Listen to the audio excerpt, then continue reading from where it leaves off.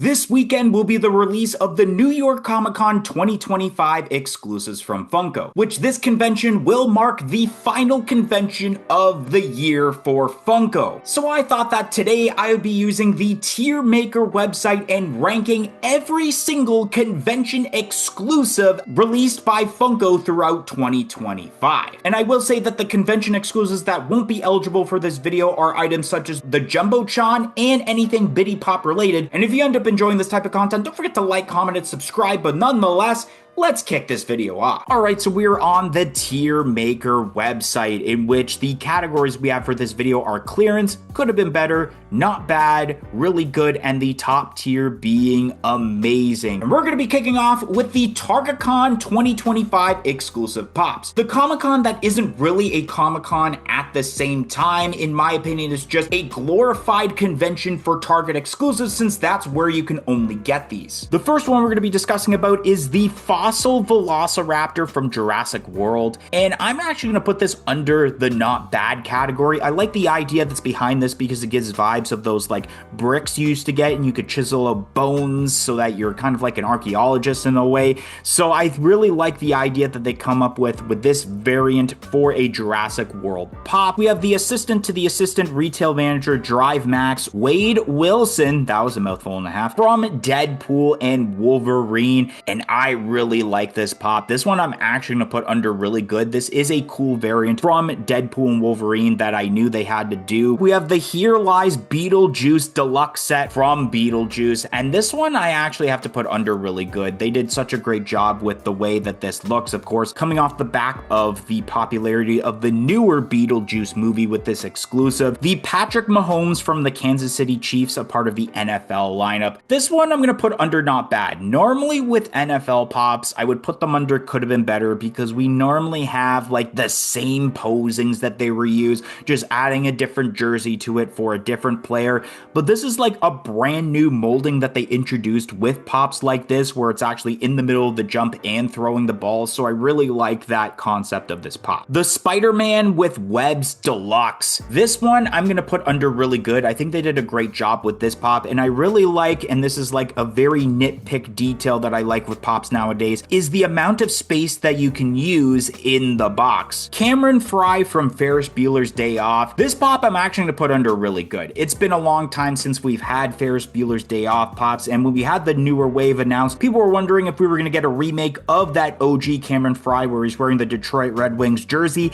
Now we have it here, and I believe the other one didn't have a hat like the one we have here, so I guess a little bit of an added bonus. And I think if you were going to get one or the other in terms of the newer common one or the TargetCon exclusive, I think you're better off getting the TargetCon exclusive. The Nami Pop Wanted poster from One Piece. This pop, I think it's going to be the first one I put under could have been better. I think at this point we've really overused the wanted poster concept, and there were definitely better wanted posters for Comic-Cons in the past. The TMNT Masters of the Universe crossover with He-Man and Skeletor, and I have a different opinion of both of these, which is why I have two separate gland shots in this instead of putting both of them in the same category. The He-Man I'm going to put under not bad, but the Skeletor I'm actually going to put under really good. I really like the colorway with the Skeletor, and I like how unique it is compared to that He-Man. The He-Man is not bad, but the Skeletor one is definitely leaps and bounds better. The 10-inch Tengen from Demon Slayer. Now this one I'm going to put under could have been better. Of course, they just took the molding of the 4-inch variant of this pop that already released as a common and just made it as a 10-inch. It's kind of a trend for TargetCon. We got a Superman Justice League of America pop comic covers. This one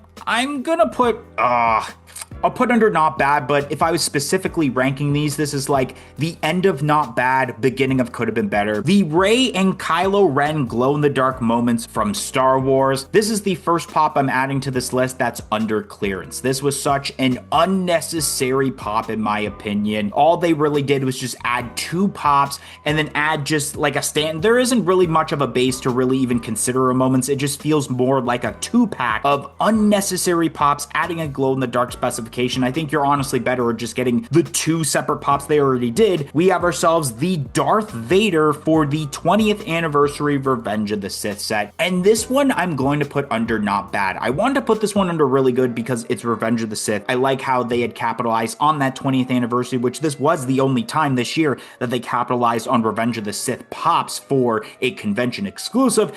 I think this definitely could have been better, where maybe he's actually breaking out of the shackles as you see in that ending scene for Revenge of the Sith. And then we have the last TargetCon 2025 exclusive with the cinnamon roll ice cream cone, or cinnamon roll. Rest in peace to that content creator, which this pop I'm going to put under could have been better. I'm not really a fan of the ice cream cone variants because I feel like you're taking too much away from the actual Funko Pop itself. Next up, we have ourselves WonderCon 2025 with the first convention exclusive being the tin toy from Toy Story. This one I'm going to be a little bit biased because Toy Story is my #1 set of pops that I collect. So I am going to put this as the very first pop under the amazing category. This is a very obscure character actually for Toy Story. The Captain America with the speech bubble. This one's could have been better. I think we definitely could have gotten a different Marvel pop for a convention exclusive, but not just taking a molding that likely we had for Avengers Endgame already, but adding a speech bubble to it. We got ourselves a couple of One Piece pops with the Nami pop rides, as well as the regular pop of Kuma, in which with the pop rides, I'm going to put under not bad, and then the Kuma, you know, I'm going to put it under not bad as well. I would rank the Kuma higher than the pop rides. We got ourselves a couple of Naruto pop with the Sasuke for the encyclopedia, as well as the Madara Susanoo moments. So the Susanoo I'm going to put under really good, and then the encyclopedia I'm going to put under not bad.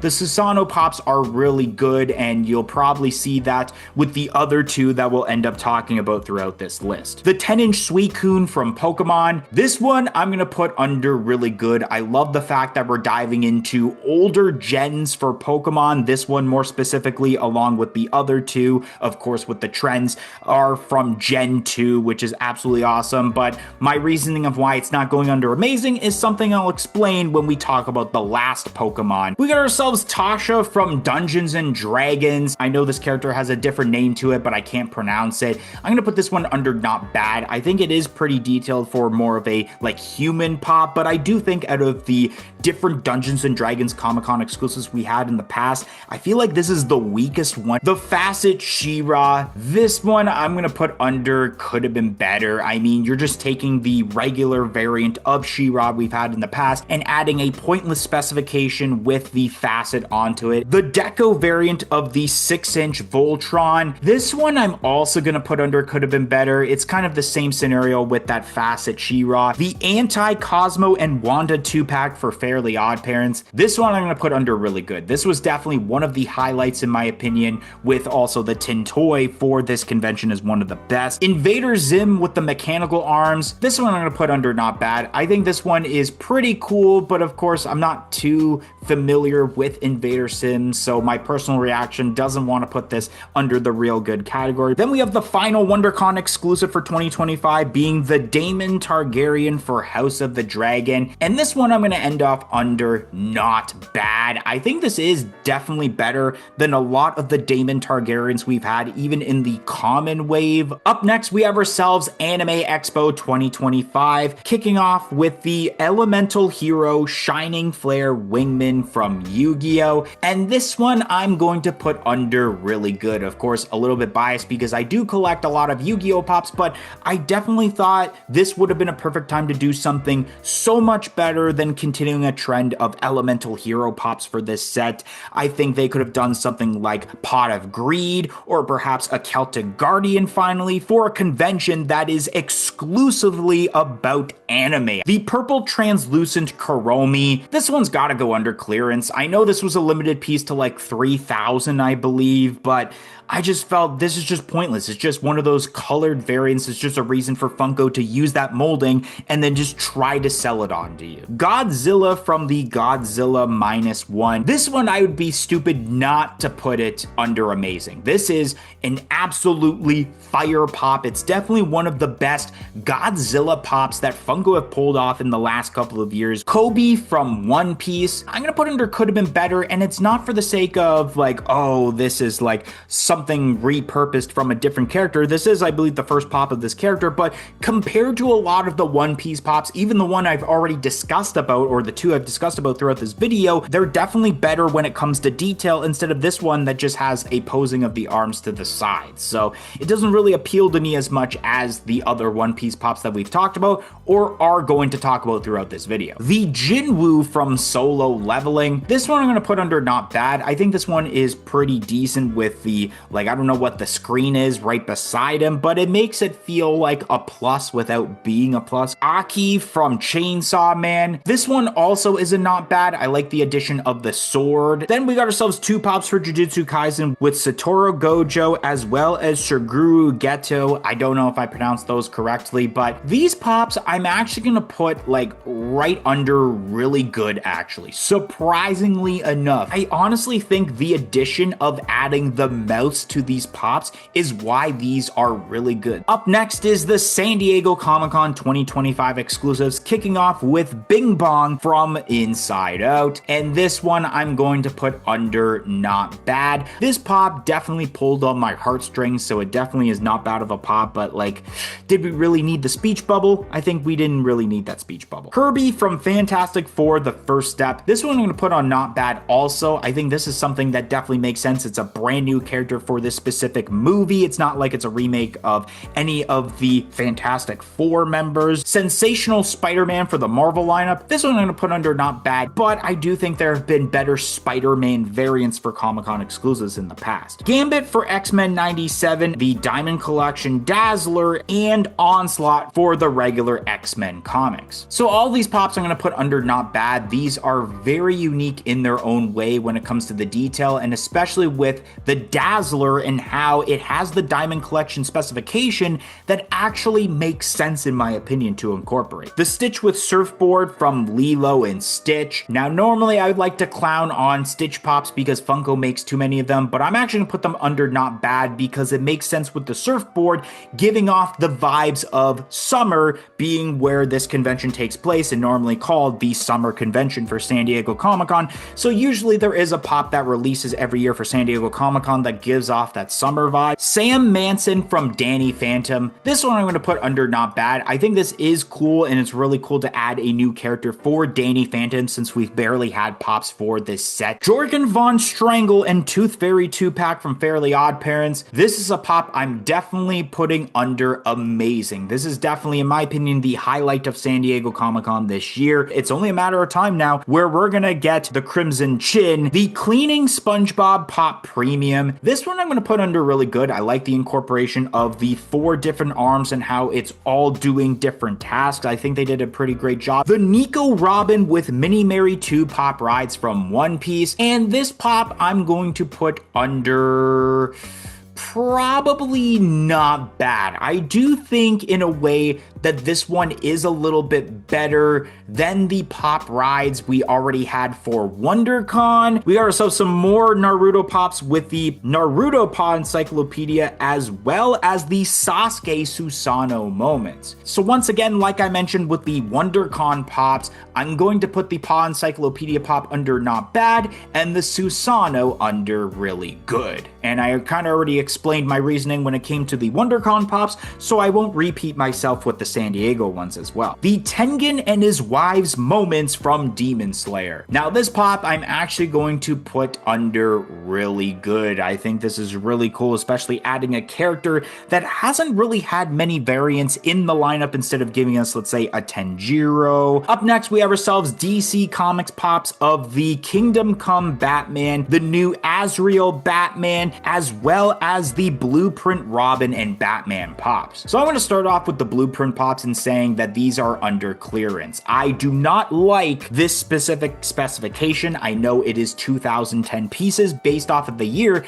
that Funko Pops began, but this just feels like a rehash of the Artist Series lineup in my opinion. The Azrael Batman is a could have been better because I know where they were going with. It's just a different color variant of that NFT pop we've seen in the past. And then the Kingdom Come Batman, I'm gonna put under not bad. The Glitter Huckleberry Hound, once again, along with those blueprint pops, I gotta put under clearance. I think it was unnecessary. The Buccaneer Shadow from Sonic the Hedgehog, this one I'm gonna put under not bad. Pretty detailed, like the outfit with Shadow, but if it was a character like, let's say, Knuckles, who's my favorite of Sonic, I would have liked this much better. The metallic variants of My Melody as well as Kuromi, I'm gonna put these under could have been better. I wanted to put these under clearance because I think I might have ranked these as one of the worst for San Diego Comic-Con. The Tank Girl Pop Rides. This one I'm gonna put under really good. I really like this because it is obscure.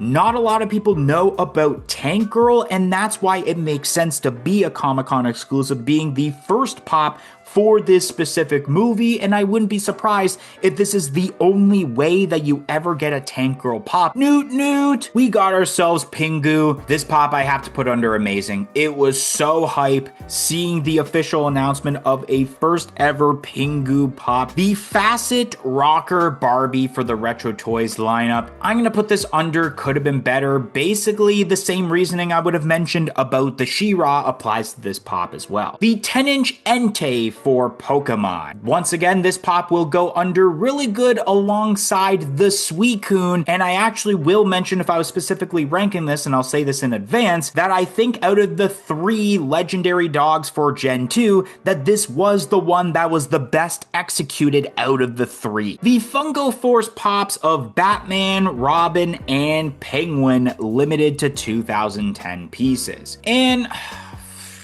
I'm gonna put under could have been better. Most people would probably put them under like really good or amazing because they brought back nostalgia with the original packaging, but that's all these pops are. They're rehashing pops that I believe on the secondary market you can get for fairly cheap. The only difference is that you have that clamshell packaging. And then last but not least for San Diego Comic-Con are the colored variants of Huckleberry Hound, all various piece counts. And this one I'm gonna put under could have been better because I think they could have done better with how they pulled this off. They definitely could have done better with like different characters within the Huckleberry Hound lineup, like they did with a certain set we're going to be talking about in a little bit. Shout out goes to Sentinel 107 and Duh Unacceptable Viewer. And the reason that they ended up getting a shout out is because they joined our YouTube channel membership, which only cost $1.99 a month. Not only do you get the shout out, but you do get lots of other perks, including early access to every single video and shorts that we produce on this channel. So definitely consider joining our YouTube channel membership. It will be greatly appreciated and will go a long way of helping out this channel a lot. So definitely consider it, but let's get right back to the video. Up next, we're going to feature the Hot Topic Scarefair exclusives that are expected to release this week as I'm recording this, which this kind of falls in the same boat between TargetCon and the Anime Expo exclusive because this is kind of a glorified convention for specifically Hot Topic, but it does give off that feel that Anime Expo does, where it's kind of a convention based off of one specific niche, which in this case is horror. So as you see on your screen, these are basically leaks because the glam shots haven't been posted yet. And for the most part, I'm going to put every single one of these under not bad besides the Billy the Puppet, which will go under could have been better.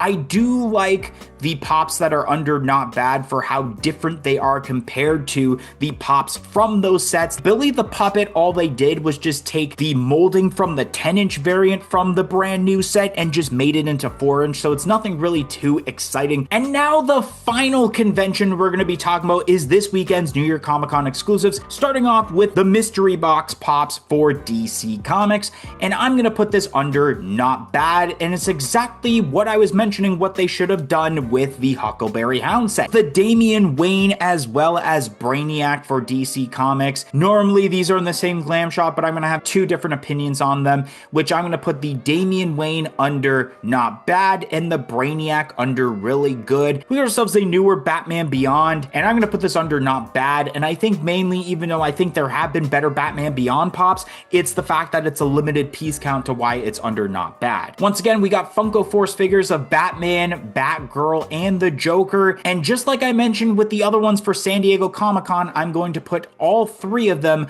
under the could have been better category. All is just pops that you can easily buy on the secondary market, but with the clamshell packaging, while I think the boxes are much better. The Blueprint Batgirl and Joker pops, just like the ones I mentioned for San Diego Comic-Con, these will be going under clearance. The Kingdom Come Superman. This pop I'm going to put under not bad. I think this is really cool. It's got that comic book sketching effect. Going to Marvel, we have ourselves Null, Bedlam, and then X-Men pops of Havoc and Nimrod. Now for Null, I'm going to put under the really good category with the detail that's involved. The Bedlam, I want to put under really good, but I'm probably going to put it under not bad. The Nimrod, probably under not bad, and then the Havoc with the detail involved, I'll put under really good. The Diamond Collection Loth Cat from Star Wars, this one I'm going to put under not bad because this is something a little bit refreshing for Star Wars instead of giving us, let's say for last year's New York Comic Con,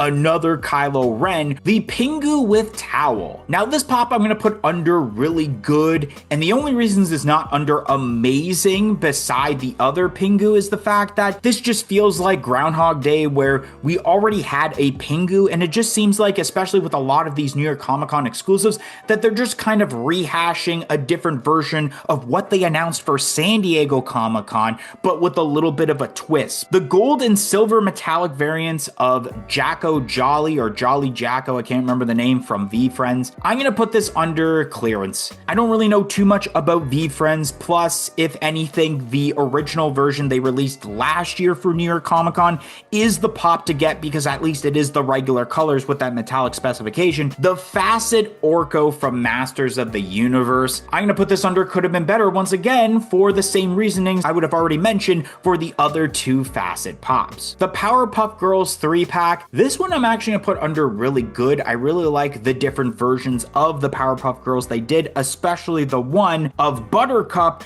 where it also is a glow in the dark pop, and these are pops that we haven't seen singular pops of already. Endo 2 from Five Nights at Freddy's. This pop I'm going to put under really good. I like the fact that we are getting a Five Nights at Freddy's Comic-Con exclusive, and it's fairly detailed, so it definitely goes under really good. Ghost Freak from Ben 10. I'm going to put this one under really good as well. I think it's really cool to dive into something like Ghost Freak. It also fits with the theme of Halloween that New York Comic-Con is close to, and of course, it's a ghost, so it definitely makes sense. Sonic with Caliburn from Sonic the Hedgehog. This one, I'll put under not bad, but this might be a case of the end of not bad, beginning of could have been better. We got the Kuromi and My Melody Halloween pops. This one I'm going to put under not bad, and it's kind of the same discussion I mentioned about the Stitch pop from San Diego Comic-Con, where obviously they always do Halloween related pops with a couple of them for New York Comic-Con, and I think this is kind of a perfect lineup to do that with My Melody and Kuromi, and definitely better than the ones they had released for San Diego Comic-Con. We got the Rob Lucci Plus as well as the Brooke with Shark Submerge pop rides from One Piece, and I think both of these pops are going to go under really good. I think they did an excellent job with the detailing of both pops. Dark Paladin from Yu-Gi-Oh! And this one, of course, because it is a pop I'm going to be getting this weekend, I'm going to add to amazing. This is definitely a character or a dual monster that I would have rather wanted to see than the elemental hero from Anime Expo. They did a really great job with this, but I think this is kind of one of those things of like, it's a fine line between the end of amazing and the beginning of really good. We got some Naruto pops of the Sakura Paw Encyclopedia, as well as the Itachi Suzano. And once again, I'm going to put the Sakura one under not bad and the Itachi Susano under really good. If I was specifically ranking these, I don't know which one I would put before the other. It's definitely a close one because all three of them are really detailed. And the last pop we have overall for these conventions is the 10-inch Raikou from Pokemon. And this one, just like the other three, are going under the really good category. And like I mentioned earlier, and I'm going to discuss now, the reason that all three of these pops are not under the amazing category is the fact that these are 10-inch pops rather than 4-inch variants, which I feel more people would rather be excited to get the 4-inch variant so that way they save room in their collection